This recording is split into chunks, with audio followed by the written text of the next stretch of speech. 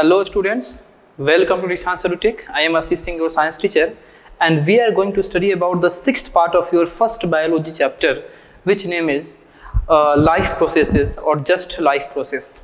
Student, आज हम लोग अपने इस लाइफ प्रोसेस चैप्टर के सिक्स्थ पार्ट को स्टार्ट करने जा रहे हैं और इस सिक्स्थ पार्ट को स्टार्ट करने से पहले हम आपको ये बताएंगे कि हम लोग इससे पहले वाला जो पार्ट था हमारा फिफ्थ पार्ट, इसमें हम लोग क्या क्या चीज़ पढ़े थे, ठीक है। उसके बाद हम लोग एक अप टू डेट हो जाएंगे, हम उस लेवल तक जान जाएंगे कि हम लोग अभी तक क्या पढ़े हैं और इसके आगे हमको क्या पढ़ना है, तो इस तरीके से पढ़ाई करने में हमको इजी होगा, ठीक है। तो आइए देखते हैं कि ये अगर आपका पार्ट 6 है तो हम लोग पार्ट 5 में हम लोग कौन कौन सी चीज़ें पढ़ चुके हैं। तो पार्ट 5 में हम लोग अपने न्यूट्रिशन इन एनिमल्स में जो भी आपके स्टेज आते हैं उन स्टेज के बेसिक के बारे में जाने थे कि उस स्टेज का बेसिक क्या क्या होता है। सबसे पहले हम लोग जाने थे कि इंजेक्शन का प्रोसेस क्या होता है, ठीक है। उसके बाद हम लोग समझे थे कि डाइजेशन का प्रोसेस क्या होता है, बस इसके नाम को हम लोग जाने, इसके कंप्लीट स्टडी को करना बाकी है। फिर हम लोग बात किए थे कि एब्जॉर्प्शन क्या होता है, फिर देखे थे कि एसिमिलेशन क्या होता है, और फिर लास्ट में हम लोग अपने 5वें स्टेज यानी इजेशन के बारे में समझे थे कि इजेशन क्या होता है। उसके बाद हम लोग ये भी समझे थे कि हमारा जो हम लोग का न्यूट्रिशन होता है सिंपल ऑर्गेनिजम्स में, ठीक है, न्यूट्रिशन इन सिंपल ऑर्गेनिजम्स उसमें किस प्रकार से होता है। तो सिंपल ऑर्गेनिजम्स में जो न्यूट्रिशन होता है, जैसे कि आपका अमीबा में कैसे होता है इसके बारे में हमको देखना है, ठीक है। ये देखे थे हम लोग, या हाइड्रा में कैसे होता है इसके बारे में हम लोग देखे थे, ठीक है। तो ये सब हम लोग पार्ट अपने 5 में कंप्लीट कर चुके थे। अब हमको ये देखना है कि हमारा जो एनिमल्स में यानी कि जो हम लोग अपने न्यूट्रिशन को यानी ह्यूमन बीइंग के बेसिस पे जो हम लोग पढ़े थे, आपको हम कल बताए थे कि अब जो हम लोग कंप्लीट न्यूट्रिशन पढ़ेंगे वो ह्यूमन बीइंग को ही बेस मान के हम अपने कंप्लीट न्यूट्रिशन के स्टेज के बारे में पढ़ेंगे। तो ह्यूमन बीइंग को बेस मानते हुए हम लोग आज अपने न्यूट्रिशन को क्या करेंगे, कंप्लीट करेंगे। तो सबसे पहला आज का जो स्टेज है वो है इंजेक्शन। तो इंजेक्शन कुछ ज़्यादा नहीं है, जो कल बताए थे वही है कि आपका ह्यूमन बीइंग अपने स्पेशल ऑर्गन से क्या करता है, फूड को इनटेक करता है, और वो स्पेशल ऑर्गन होता है माउथ, और इसी प्रोसेस को हम लोग क्या कहते हैं, इंजेक्शन का प्रोसेस कहते हैं, ठीक है। जो मेन चीज़ आपको जानना है वो जानना है डाइजेशन में, जो मेन चीज आपको समझना है वो समझना है डाइजेशन में। तो अब स्टेप बाय स्टेप आप लोग बस सुनते रहो कि ये डाइजेशन क्या होता है। तो सबसे पहले डाइजेशन का मतलब होता है कि जो भी हम लोग कॉम्प्लेक्स फूड मटेरियल को अपने बॉडी में अपने माउथ में इनटेक करते हैं तो उसको इस फॉर्म में तोड़ दें, इस लेवल में तोड़ दें, इतने छोटे साइज में तोड़ दें कि उसमें से न्यूट्रिएंट्स एब्जॉर्ब किए जा सके, वो वाटर में सॉल्युबल हो जाए और एक कॉम्प्लेक्स स्ट्रक्चर, एक जटिल स्ट्रक्चर से एक बिग स्ट्रक्चर से उस फॉर्म तक में कन्वर्ट करने के कंप्लीट जर्नी को हम लोग क्या कहते हैं, डाइजेशन कहते हैं। अब ये डाइजेशन जो है, ये जिस ऑर्गन से आपका डाइजेशन आपका पॉसिबल होता है उन ऑर्गन को संग्रह करके कंबाइन करके हमने क्या बनाया, डाइजेस्टिव सिस्टम बनाया। अब डाइजेस्टिव सिस्टम में कौन कौन से ऑर्गन इन्वॉल्व होते हैं, कौन कौन से ग्लैंड इन्वॉल्व होते हैं, ये सब कुछ आप कल जानने, यानी कल का मतलब कि पिछले पार्ट में आपने समझ लिया था। एलिमेंट्री कैनल क्या होता है ये भी आपने पिछले पार्ट में समझा था। एलिमेंट्री कैनल में कौन से ऑर्गन कौन से ग्लैंड होते हैं ये आपने जाना था। आज हमको इस डाइजेशन के बारे में कंप्लीट स्टडी करना है। तो सबसे पहले हम बात करते हैं कि जो भी आप फूड को अपने माउथ में इनटेक करते हो तो आपके माउथ में उस फूड का फिजिकल डाइजेशन और केमिकल डाइजेशन, यानी physical process of digestion and chemical process of digestion mouth में ही स्टार्ट हो जाता है। माउथ के नीचे तो सब जगह केमिकल ही होगा, लेकिन माउथ में आपका फिजिकल प्रोसेस और केमिकल प्रोसेस डाइजेशन का ये दोनों होता है। अब फिजिकल प्रोसेस कैसे होता है और केमिकल प्रोसेस कैसे होता है। तो फिजिकल प्रोसेस आपका, जब आप फूड को माउथ में इनटेक करते हो तो आपके बकल कैविटी में टीथ है, आपका टंग है, सैलिवरी ग्लैंड है। तो जो टीथ होता है वो उस फूड को च्यू करना स्टार्ट करता है, चबाना स्टार्ट करता है, और उस फूड को क्या करता है, उस फूड को स्मॉल पीसेस में कन्वर्ट करता है, उसको उस फूड को क्या करता है, स्मॉल पीसेस में कन्वर्ट करता है। किसके द्वारा ये कन्वर्ट किया जाता है, टीथ के द्वारा कन्वर्ट किया जाता है, च्यूइंग के प्रोसेस को करके। तो जब टीथ के द्वारा फूड को स्मॉल पीसेस में कन्वर्ट किया जाता है तो इसी प्रोसेस को हम लोग बोलते हैं फिजिकल प्रोसेस। क्या बोलते हैं, फिजिकल प्रोसेस। और इस प्रोसेस का एक प्रॉपर नाम है जिसको हम लोग बोलते हैं मैस्टिकेशन। क्या बोलते हैं, मैस्टिकेशन बोलते हैं। मैस्टिकेशन का मतलब कि the conversion of complex size of food into smaller pieces by the chewing by the chewing through teeth, it is called mastication। अब जब इस दांत की मदद से, टीथ की मदद से हम लोग फूड को चबा के छोटे छोटे पीसेस में कन्वर्ट करेंगे तो आपके माउथ में ही एक ग्लैंड मौजूद होता है जिसको हम लोग बोलते हैं सैलिवरी ग्लैंड। अब सैलिवरी ग्लैंड जो होता है वो एक खास प्रकार के लिक्विड को सेक्रेट करता है। अब वो जो लिक्विड होता है वो आपका होता है सलाइवा। ये कैसा होता है, सलाइवा। सलाइवा जो होता है ये आपका वाटरी कंटेंट वाला लिक्विड होता है, इसमें वाटर का मात्रा बहुत ज्यादा होता है। वाटर का मात्रा ज्यादा होने के चलते जो भी आप लोग अपने फूड को चबाए हो उस फूड में ये वाटर क्या करता है, ये सलीवा क्या करता है, जाके मिक्स होना स्टार्ट करता है। और चूंकि इस सलीवा में वाटर का मात्रा होता है तो ये सलीवा क्या करता है, उस आपके च्यूड फूड को क्या करता है, वेट बना देता है। वो क्या करता है, उसको गीला कर देता है। गीला इसलिए करता है ताकि जब वो माउथ से आपके इसोफेगस में ट्रांसफर हो तो वो इजीली क्या कर जाए, नीचे की तरफ आपका पुश हो जाए, इसलिए उसको क्या करता है, गीला करता है। तो समझिए यहाँ पे सैलिवरी ग्लैंड जो है वो क्या है, एक आपके लिक्विड को सेक्रेट किया जिसको हम लोग बोलते हैं सलाइवा। सलाइवा जो है वो वाटरी कंटेंट होने के चलते आपका जो चबाया हुआ फूड है उसको मॉइस्ट कर देता है, वेट कर देता है। पहला फंक्शन तो ये हो गया। साथ ही साथ ये जो सलाइवा जो है ये अपने अंदर एक एंजाइम को कंटेन करता है जिसको हम लोग बोलते हैं सैलिवरी अमाइलेज। क्या बोलते हैं, सैलिवरी अमाइलेज। अब ये एक ऐसा एंजाइम है, ये एक ऐसा एंजाइम है जो आपके माउथ में ही एक खास प्रकार के न्यूट्रिएंट को ब्रेक करना स्टार्ट कर देता है और आपके फूड में जो स्टार्च का मात्रा होता है, स्टार्च यानी कि जो आपके फूड में कार्बोहाइड्रेट का मात्रा होता है, इस कार्बोहाइड्रेट के कंटेंट को ब्रेक करना आपके माउथ से ही क्या हो जाता है, स्टार्ट हो जाता है, शुरू हो जाता है। और आपके माउथ में इस स्टार्च का ब्रेकडाउन कौन करता है, तो उस सैलिवरी ग्लैंड के द्वारा जो प्रोड्यूस किया गया, सेक्रेट किया गया सलाइवा है और उस सलाइवा में कंटेन हुआ जो आपका सैलिवरी एमाइलेज है, ये सैलिवरी एमाइलेज ही क्या करता है, आपके फूड में मौजूद स्टार्च यानी कार्बोहाइड्रेट को ब्रेक करना स्टार्ट कर देता है। ठीक है। अब देखिए जो वो फूड में आपका ब्रेकडाउन, जो भी काम आपके माउथ में हुआ उतना से तो होगा नहीं, अभी उसको बहुत ही छोटे पार्ट में कन्वर्ट होना है। उसको इतने छोटे पार्ट में कन्वर्ट होना है कि वो वाटर में क्या हो जाए, डिजॉल्व हो जाए।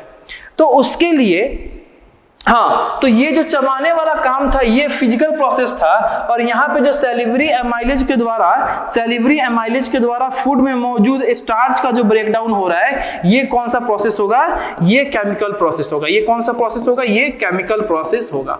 अब देखिए,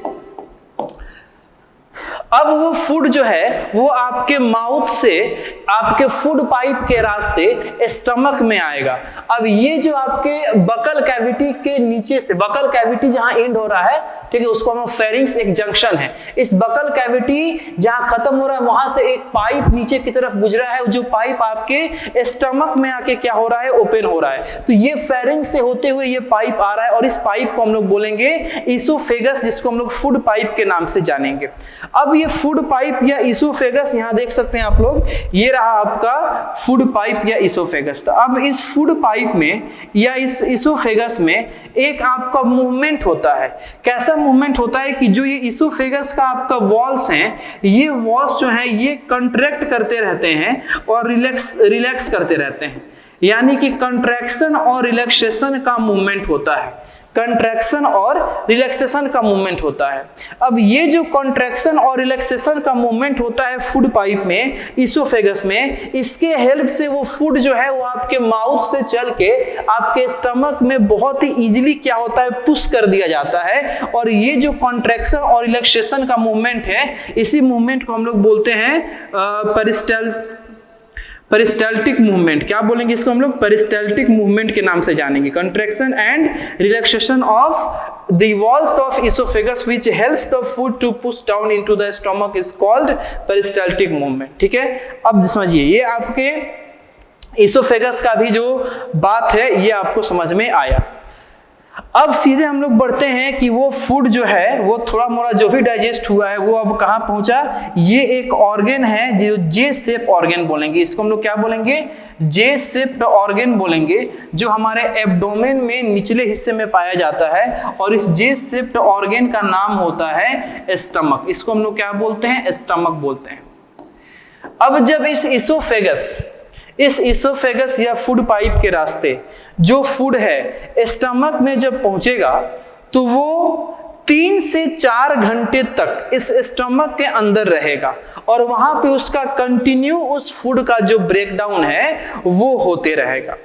अब ये 3 से 4 घंटे तक ये आपका स्टमक जो है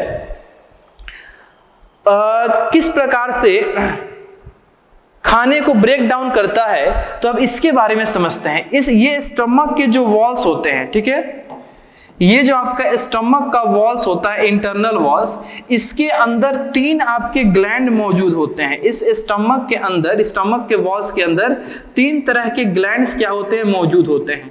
अब ये ग्लैंड्स जो होते हैं वो गैस्ट्रिक जूसेस को सेक्रेट करते हैं, गैस्ट्रिक जूस को सेक्रेट करते हैं। ये ग्लैंड्स किसको सेक्रेट करते हैं? गैस्ट्रिक जूस को। अब ये गैस्ट्रिक जूस जो है वो 3 तरह के एंजाइम को क्या करता है? कंटेन करता है। कौन कौन से? सबसे पहला है HCl, हाइड्रोक्लोरिक एसिड, HCl, ठीक है। दूसरा होता है पेप्सिन, दूसरा क्या होता है? पेप्सिन। अभी हम लोग कहाँ हैं? स्टमक के अंदर है, स्टमक का बात कर रहे हैं। और तीसरा होता है म्यूकस, तीसरा क्या होता है? म्यूकस, ठीक है। चलिए बात करते हैं हम लोग स्टमक के। तो स्टमक के जो आपके वॉल्स हैं, स्टमक के जो वॉल्स हैं, इसके अंदर आपके 3 ग्लैंड आपके क्या होते हैं? मौजूद होते हैं। ये 3 ग्लैंड के द्वारा क्या सेक्रेट किया जाता है? गैस्ट्रिक जूस सेक्रेट किया जाता है। गैस्ट्रिक जूस जो कि आपका 3 एंजाइम को सेक्रेट कंटेन करते हैं, हाइड्रोक्लोरिक एसिड, पेप्सिन और म्यूकस। अब ये 3 क्यों? अब समझिए, जो ये HCl है, ये HCl क्या करता है? इस गैस्ट्रिक जूस को एसिडिक मीडियम प्रोवाइड करता है। क्या करता है? एसिडिक मीडियम प्रोवाइड करता है। अब भैया क्यों जरूरी है? क्यों जरूरी है कि हम अपने इस गैस्ट्रिक जूस को क्या करें? एसिडिक मीडियम प्रोवाइड करें। तो जरूरी इसलिए है क्योंकि ये जो दूसरा हमारा एंजाइम है, कौन? पेप्सिन, ये आपके फूड में मौजूद जो प्रोटीन है इसका ब्रेकडाउन स्टार्ट करता है या इसका ब्रेकडाउन करता है। तो ये पेप्सिन आपके फूड में मौजूद प्रोटीन का ब्रेकडाउन तभी करता है जब ये पेप्सिन किस मीडियम में काम करे? एसिडिक मीडियम में काम करे। यानी कि जब एसिडिक मीडियम नहीं रहेगा तो वो प्रोटीन, ये पेप्सिन जो है उस प्रोटीन का ब्रेकडाउन नहीं करेगा। तो उस पेप्सिन को काम कराने के लिए, उस पेप्सिन को वर्क कराने के लिए ये HCl को, इस गैस्ट्रिक जूस को किस में आपका कन्वर्ट करना पड़ता है? एसिडिक मीडियम में कन्वर्ट करना पड़ता है, ठीक है। तो चलिए, आपने HCl के बारे में तो समझा, आपने पेप्सिन के बारे में तो समझा। अब ये जो तीसरा है म्यूकस, ये म्यूकस क्या करता है इसके बारे में समझते हैं। तो म्यूकस जो है इस HCl से जो हमारे स्टमक के जो इनर वॉल्स हैं, इस इनर वॉल्स को क्या करता है? बचाता है। क्योंकि ये इनर वॉल्स HCl के संपर्क में आएंगे तो वहां पे वो इनर वॉल्स में क्या होगा? आपका डिस्ट्रॉय, वो इनर वॉल्स क्या होंगे? आपके डिस्ट्रॉय हो जाएंगे, वो आपके बर्बाद होंगे, उसमें क्या होगा? क्षति पहुंचेगा, ठीक है। तो ये इनर वॉल्स को क्या करता है? आपका म्यूकस इस HCl के ओवर सेक्रेशन से क्या करता है? बचाता है। ये HCl से होने वाले डैमेज से क्या करता है? बचाता है। अब ये HCl के 2 फंक्शन, एक तो आपका ये गैस्ट्रिक जूस को क्या करता है? एसिडिक मीडियम प्रोवाइड करता है। ये गैस्ट्रिक जूस को क्या करता है? आपका मीडियम प्रोवाइड करता है, कैसा? Acidic medium. दूसरा, इस HCl का एक दूसरा भी फंक्शन है कि ये फूड में मौजूद जो बैक्टीरिया होते हैं उन बैक्टीरिया को क्या करता है? किल करता है, मार डालता है। तो HCl के 2 फंक्शन होंगे। गैस्ट्रिक जूस को क्या करेगा? एक एसिडिक मीडियम प्रोवाइड करेगा और फूड में मौजूद जो बैक्टीरिया होंगे उनको क्या करेगा? खत्म करेगा। तो यहां तक का जर्नी था स्टमक तक, यहां तक आपका 3 से 4 घंटे में ये काम होता है, ठीक है। अब चलिए, अब यहाँ पे फूड अभी भी कंप्लीट डाइजेस्ट नहीं हुआ, वो फूड आपका पार्शियल डाइजेस्ट हुआ है, आधा अधूरा डाइजेस्ट हुआ है। अब उस फूड को है जाना है कहाँ पे, स्मॉल इंटेस्टाइन के पास। कहाँ जाना है? स्मॉल इंटेस्टाइन के पास। तो वो फूड जो है फिर से स्टमक अपने एलिमेंट्री कैनल के थ्रू इस स्टमक से निकल के कहाँ जाता है? इस एलिमेंट्री इस स्मॉल इंटेस्टाइन के पास जाता है। अब ये स्मॉल इंटेस्टाइन जो है, ये स्मॉल इंटेस्टाइन 2 तरह के ग्लैंड से निकले हुए जूसेस को क्या करते हैं, आपका समझिए तो एब्जॉर्ब करते हैं। 2 तरह के ग्लैंड से प्रोड्यूस हुए जूसेस को क्या करते हैं, ये कैप्चर करते हैं, एब्जॉर्ब करते हैं। कहाँ से? तो पहला आपका है लीवर। ये लीवर क्या करता है, बाइल जूस नाम का डाइजेस्टिव एंजाइम को सेक्रेट करता है, और वो सेक्रेट करके कहाँ स्टोर करता है? तो यहाँ पे आप देख रहे होंगे इस लीवर के अंदर एक आपका क्या है, गॉल ब्लैडर है। इसी गॉल ब्लैडर में आपका वो बाइल जूस जो है वो क्या होता है, स्टोर किया गया रहता है। अब ये आपके गॉल ब्लैडर से वो बाइल जूस जो है इस स्मॉल इंटेस्टाइन के पास आता है और आके डाइजेशन का काम करता है और कुछ और भी फंक्शन करता है, आपको भी बताएंगे हम, ठीक है। दूसरा आपका है पेनक्रियाज।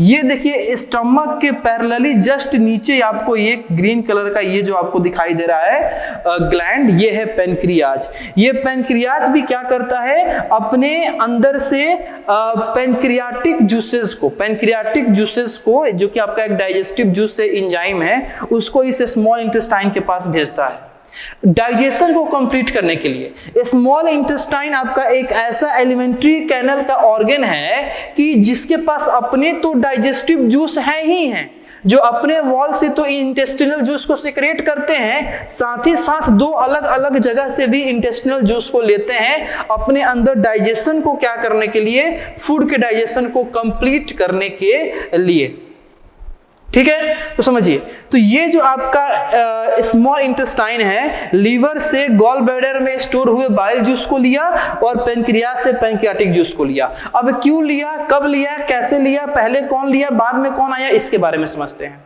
तो लीवर में स्मॉल इंटेस्टाइन में सबसे पहले आता है आपका बाइल जूस। अब इस बाइल जूस के बारे में बताते हैं आपको, ठीक है। तो लीवर क्या करता है, आपका बाइल जूस को प्रोड्यूस करता है। बाइल जूस को क्या करता है, प्रोड्यूस करता है। ये बाइल जूस जो प्रोड्यूस होते हैं लीवर में, ये कहाँ स्टोर होते हैं, तो गॉल ब्लैडर में ये क्या होते हैं, स्टोर होते हैं। गॉल ब्लैडर में क्या होते हैं, स्टोर होते हैं। बाइल जूस जो कि आपका एक ग्रीनिश येलोइश या ग्रीनिश येलो क्या है, लिक्विड है, जिसको हम लोग क्या बोलेंगे, डाइजेस्टिव एंजाइम भी बोलेंगे। क्या बोलेंगे, डाइजेस्टिव एंजाइम भी बोलेंगे, ठीक है।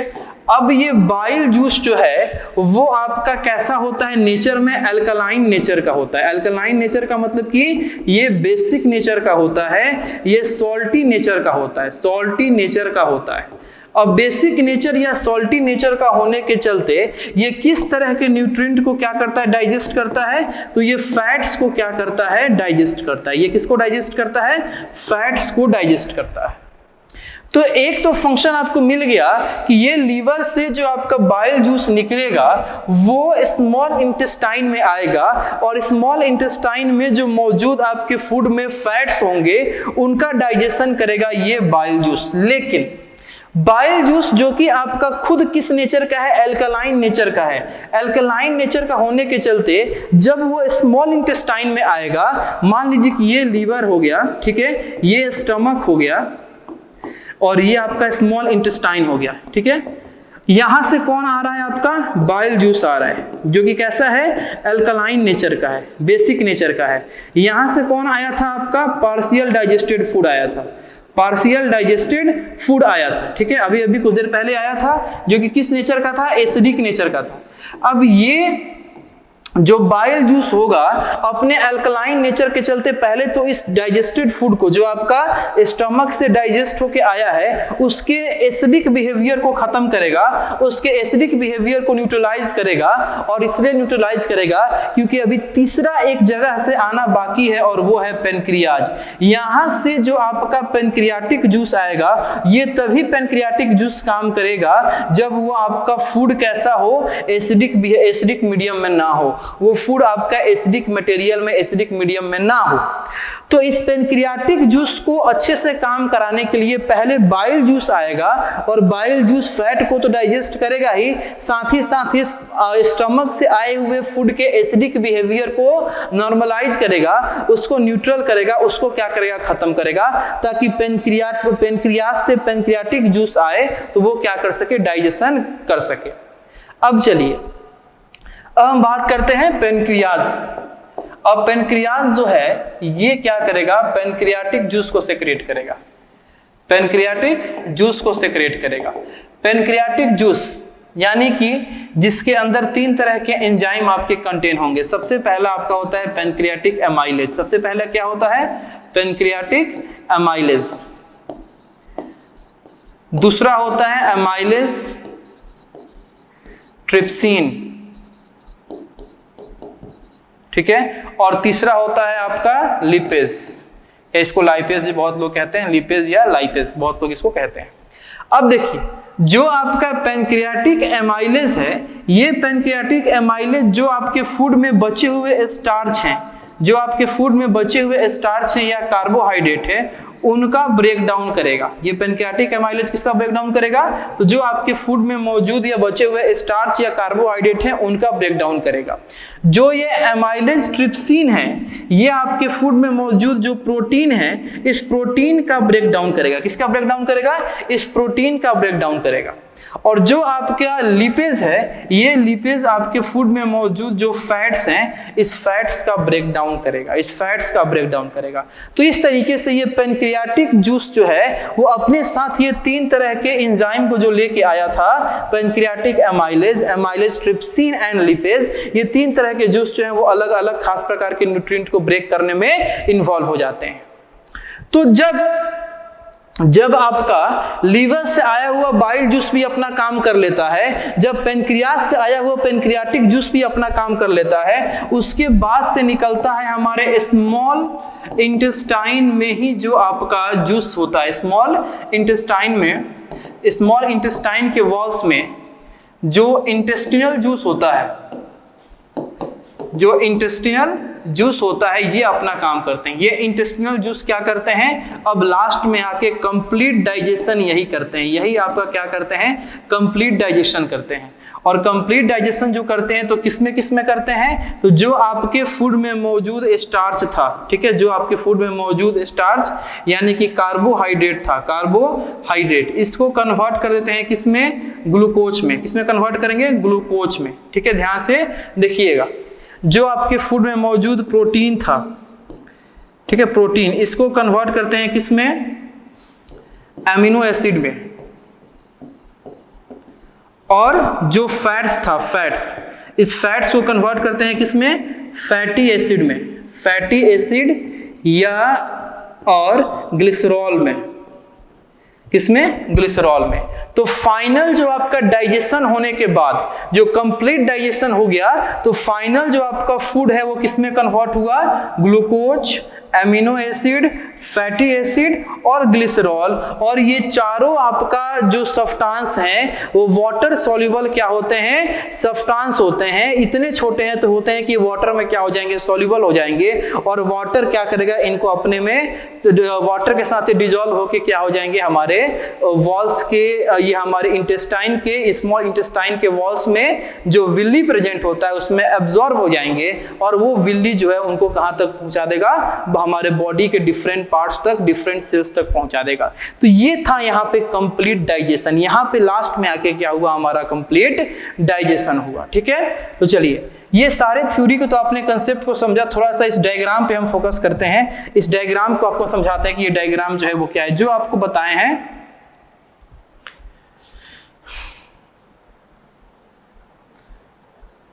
चलिए, देखिए सबसे पहले आपके पास क्या है, माउथ, ठीक है। माउथ का काम क्या है, सलाइवा को सेक्रेट करना, डाइजेशन को स्टार्ट करना। फिर है सैलिवरी ग्लैंड। सैलिवरी ग्लैंड आपका ये रहा, ये आपका सैलिवरी ग्लैंड, ये आपके सैलिवरी ग्लैंड जो सलाइवा को आपका क्या करता है, प्रोड्यूस करता है, स्टार्च को डाइजेस्ट करता है, ठीक है। फिर आपका आ गया ईसोफेगस। ईसोफेगस जहां से फूड पास करता है, पेरिस्टाल्सिस मूवमेंट यानी कॉन्ट्रैक्शन और रिलैक्सेशन के हेल्प से ये फूड जो है नीचे जाता है।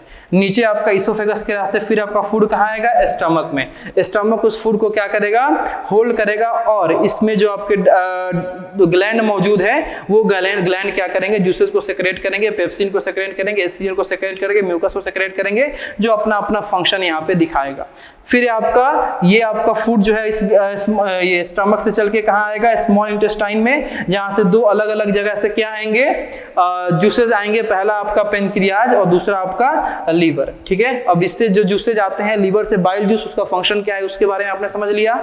जो पेनक्रियाज है इससे आपको पेनक्रियाटिक जूस आता है, इसका फंक्शन क्या है इसके बारे में भी आपने समझ लिया, ठीक है। नीचे है लार्ज इंटेस्टाइन, ये आपका हो गया लार्ज इंटेस्टाइन। अच्छा थोड़ा सा साइज के बारे में देखो, बहुत कंफ्यूजन हो रहा होगा। जो लार्ज इंटेस्टाइन है वो छोटा है, जो स्मॉल इंटेस्टाइन है वो बड़ा है। तो बड़े वाले का नाम हो गया स्मॉल इंटेस्टाइन और छोटे वाले का नाम हो गया लार्ज इंटेस्टाइन। इसके पीछे का जो आपका रीजन ये है कि जो लार्ज इंटेस्टाइन है वो क्या है, ब्रॉड है। देखो चौड़ा है, कितना चौड़ा है, देखो बहुत ज्यादा चौड़ा है। तो इसके ब्रॉड होने के चलते, इसके ब्रेथ की चौड़ाई ज्यादा होने के चलते, ये आपका इनके अंदर ब्रेथ ज्यादा होने के चलते इसको हम लोग लार्ज इंटेस्टाइन कहते हैं। और जो हमारा स्मॉल इंटेस्टाइन होता है वो पतला, लंबा तो होता है लेकिन पतला होता है, तो इसके नैरो होने के चलते इसको हम लोग क्या कहते हैं, स्मॉल इंटेस्टाइन कहते हैं। अब स्मॉल इंटेस्टाइन का जो लेंथ है वो ऐसा बात नहीं है कि हर एक ऑर्गेनिजम्स के अंदर जो स्मॉल इंटेस्टाइन होगा वो सेम लेंथ का होगा, नहीं, डिपेंड करता है कि वो ऑर्गेनिजम्स जो है वो किस तरह के फूड को इनटेक करते हैं।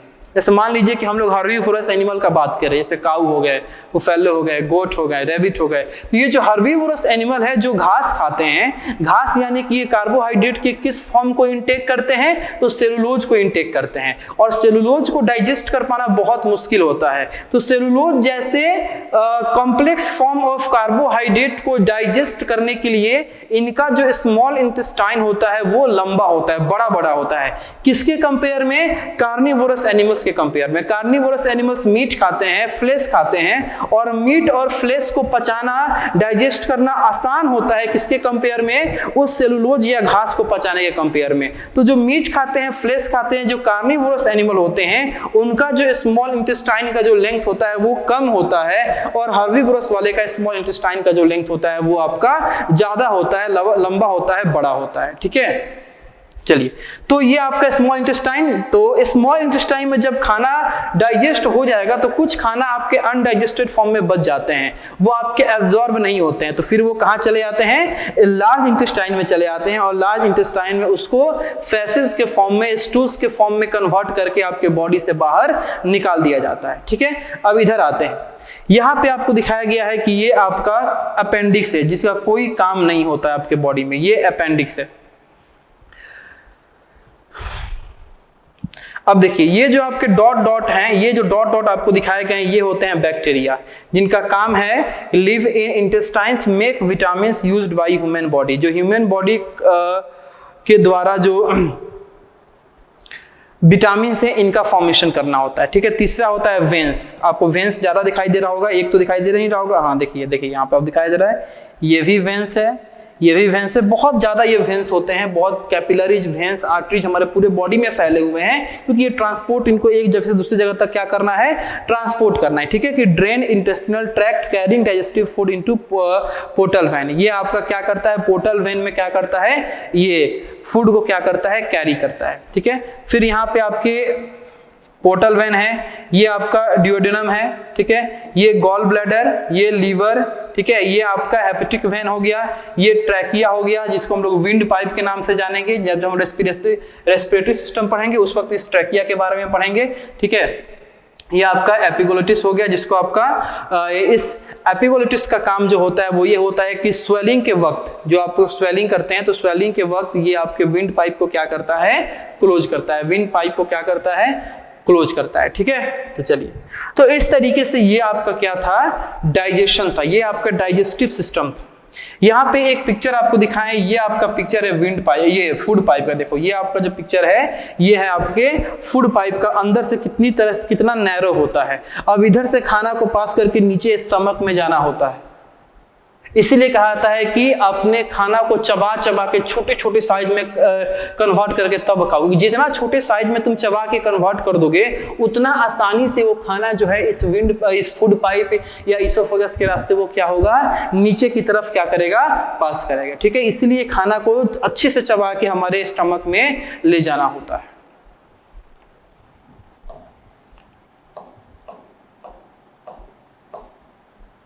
ठीक है, अब यहाँ पे कुछ आपको हम पिक्चर दिखा देते हैं जो हमारे डाइजेस्टिव सिस्टम में जो ग्लैंड्स इन्वॉल्व हैं, ठीक है, उसके बारे में, ठीक है। जैसे देखिए, the gland in the walls of the stomach secrete gastric juice containing hydrochloric acid, enzyme, pepsin और म्यूकस। ये जो आपका स्टमक के वॉल्स में जो ग्लैंड मौजूद होता है उसका पिक्चर है, जो आपका गैस्ट्रिक जूस सेक्रेट करता है, जिसमें आपके 3 तरह के एंजाइम होते हैं। कौन कौन से, हाइड्रोक्लोरिक एसिड और पेप्सिन और म्यूकस। तो ये आपका स्टमक वाला ग्लैंड।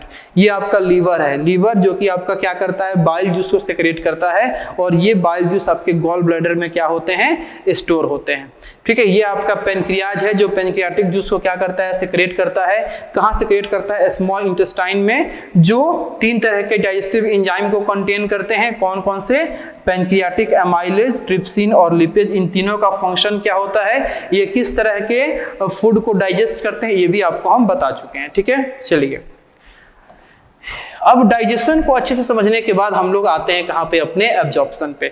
यानी कि हमारा फूड जो है वो हमारे स्मॉल इंटेस्टाइन में अब glucose, amino acid, fatty acid और ग्लिसरॉल के फॉर्म में क्या हो चुका है, पूरी तरीके से डाइजेस्ट हो चुका है। अब क्या होगा कि हमारे स्मॉल इंटेस्टाइन के वॉल्स में कुछ फिंगर लाइक प्रोजेक्शन होते हैं। ये देखिए, कुछ फिंगर लाइक क्या होते हैं, प्रोजेक्शन होते हैं, ठीक है। ये फिंगर लाइक प्रोजेक्शन क्या करेंगे, एक साइड से हमारे इंटेस्टाइन के वॉल्स में ओपन होते हैं और दूसरे साइड से ये हमारे ब्लड कैपिलरीज से कनेक्ट होते हैं। अब ये क्या करेंगे, अपने सरफेस एरिया को इंक्रीज करेंगे, और इंक्रीज करने के बाद जो भी हमारा कंप्लीट डाइजेशन होने के बाद सब्सटेंसेस बने हैं उनको एब्जॉर्ब करेंगे। उनको क्या करेंगे, एब्जॉर्ब करेंगे, और एब्जॉर्ब करने के बाद उनको ब्लड कैपिलरीज के रास्ते हमारे बॉडी के डिफरेंट पार्ट्स तक क्या करेंगे, पहुंचाएंगे, और इसी प्रोसेस को हम क्या कहेंगे, एब्जॉर्प्शन का नाम देंगे, ठीक है। तो देख लीजिए कि after digestion the molecules of food become so small that they pass through the walls of the small intestine and go into the blood. This is called absorption. The small intestine is the main region for the absorption of digested food. In fact the small intestine is especially adapted for the absorption the digested food. अब small intestine में absorption क्यों होता है, क्योंकि इस small intestine के inner surface पे आपका क्या होता है, मिलियंस की संख्या में फिंगर लाइक प्रोजेक्शन होता है, जिसको हम लोग विल्ली कहते हैं। ये विल्ली क्या करेंगे, अपने सरफेस एरिया को लार्ज करेंगे, और इनके लार्ज सरफेस एरिया से जो आपका एब्जॉर्प्शन है वो और ज्यादा तेज हो जाएगा, और ये डाइजेस्टेड फूड जो है ये इस विल्ली के माध्यम से हमारे ब्लड कैपिलरीज में, ब्लड वेसल में जाएंगे, और ब्लड उसको लेके कहाँ चला जाएगा, तो ब्लड उसको लेके जाएगा हमारे डिफरेंट बॉडी के पार्ट्स में। और जहां पे जब डाइजेस्टेड फूड इस ब्लड के रास्ते हमारे सारे बॉडी के पार्ट्स में पहुंचेंगे तो वहां पे जो एसिमिलेशन का प्रोसेस है, यानी कि वहां पे उस डाइजेस्टेड फूड में से न्यूट्रिएंट को क्या किया जाएगा, निकाल के हमारे सेल को एब्जॉर्ब किया जाएगा। सेल उस फूड को क्या करेंगे, एब्जॉर्ब करेंगे। सेल उसमें से न्यूट्रिएंट को एब्जॉर्ब करेंगे, एंड उस न्यूट्रिएंट को एब्जॉर्ब करने के बाद उसमें से एनर्जी का फॉर्मेशन करेंगे। This is called assimilation. This is called assimilation. और वहीं पे आपका क्या होता है, रेस्पिरेशन का प्रोसेस होता है, एरोबिक रेस्पिरेशन, एनारोबिक रेस्पिरेशन। यानी कि जब आपका ये फूड कंप्लीटली डाइजेस्ट होकर हमारे सेल के पास जाता है तो उस सेल में ऑक्सीजन रेस्पिरेटरी सिस्टम के माध्यम से आता है, और ऑक्सीजन की प्रेजेंस में वो फूड जो है वो एनर्जी में कन्वर्ट होता है। This is called aerobic respiration, ठीक है। चलिए, The digested food which is not used by our body immediately is stored in the liver in the form of carbohydrate called glycogen. This stored glycogen can be used as a source of energy by the body as when required. ठीक है, जो आपका digested food है, जो आपकी body के द्वारा use नहीं किया गया, ठीक है, जो एक्स्ट्रा हो गया, वो कहाँ स्टोर हो जाता है? वो आपका लीवर के अंदर स्टोर हो जाता है। किसके फॉर्म में स्टोर होता है? कार्बोहाइड्रेट के फॉर्म में, और उस फॉर्म को हम लोग क्या कहते हैं? ग्लाइकोजन कहते हैं। और ये ग्लाइकोजन आपका तब यूज होता है जब आपकी बॉडी को उस फूड का क्या हो, रिक्वायरमेंट हो, तब इस ग्लाइकोजन का हम क्या करते हैं? यूज करते हैं। ठीक है, चलिए नेक्स्ट है आपका इजेशन। जो भी आप फूड लेते हो, उसका कंप्लीट फूड वो डाइजेस्ट नहीं होता है, उसका कुछ ना कुछ पार्ट जो है वो आपका अनडाइजेस्टेड के फॉर्म में बच जाता है स्मॉल इंटेस्टाइन में, और वो एब्जॉर्ब नहीं होता है क्योंकि वो एमिनो एसिड ग्लूकोज, ग्लिसरॉल या फैटी एसिड में कन्वर्ट नहीं हुआ। तो फिर वो कहाँ चला जाता है? वो उस पतले से ट्यूब से निकल के एक वाइडर ट्यूब यानी कि लार्ज इंटेस्टाइन में क्या होता है आपका? चला जाता है। अब जो आपके लार्ज इंटेस्टाइन के जो वॉल्स होते हैं, उस अनडाइजेस्टेड फूड में से वाटर को क्या करते हैं? एब्जॉर्ब कर लेते हैं, और वाटर को एब्जॉर्ब करने के बाद उसको क्या करते हैं? फेसेस के फॉर्म में, किसके फॉर्म में? फेसेस या स्टूल के फॉर्म में आपका कन्वर्ट कर देते हैं। अब जो ये आपका फेसेज या स्टूल होता है, ये जाके रेक्टम, जो कि हमारे लार्ज इंटेस्टाइन के लास्ट पार्ट को हम लोग रेक्टम कहते हैं, इस रेक्टम में स्टोर हो जाता है। जब रेक्टम में स्टोर हो जाता है, उसके बाद जब भी आप लोग टॉयलेट जाते हो तो आपके बॉडी से क्या होता है? ये फेसेज या स्टूल जो है वो बाहर निकल जाता है, और इसी प्रोसेस को हम लोग क्या कहते हैं? इजेशन का नाम देते हैं, या डिफिकेशन का नाम देते हैं। ठीक है, तो ये आपका क्या होता है? इजेशन होता है। The exit of feces is controlled by the anal sphincter। जो आपका फेसेस का एग्जिट है वो किसके द्वारा कंट्रोल किया जाता है? एनल स्फिंक्टर के द्वारा, एनल स्फिंक्टर के द्वारा आपका कंट्रोल किया जाता है। तो ये लास्ट पॉइंट था, इसको आपको याद रखना होगा। तो यहाँ पे आके बाबू हम लोग क्या किए? अपने न्यूट्रिशन इन ह्यूमन बीइंग, अपने ह्यूमन बीइंग के न्यूट्रिशन को बहुत ही अच्छी तरीके से हम लोग क्या किए? कंप्लीट किए, जिसमें हम लोग इंजेक्शन से लेके और कहाँ तक? तो इंजेक्शन से लेके और इजेशन तक के स्टडी को क्या किए? पढ़े हैं। ठीक है, तो अब हम लोग इसके आगे अपने टूथ डिके के बारे में पढ़ना है, या जो भी टॉपिक है उसको हम लोग पढ़ेंगे। तो अपने ये पार्ट हमारा 6 था, यानी कि पार्ट 7 में हम लोग इसके आगे कंटेंट को क्या करेंगे? पढ़ेंगे। तो तब तक के लिए आपसे हम विदा लेते हैं। थैंक यू सो मच, और मन लगा के पढ़ाई करिए।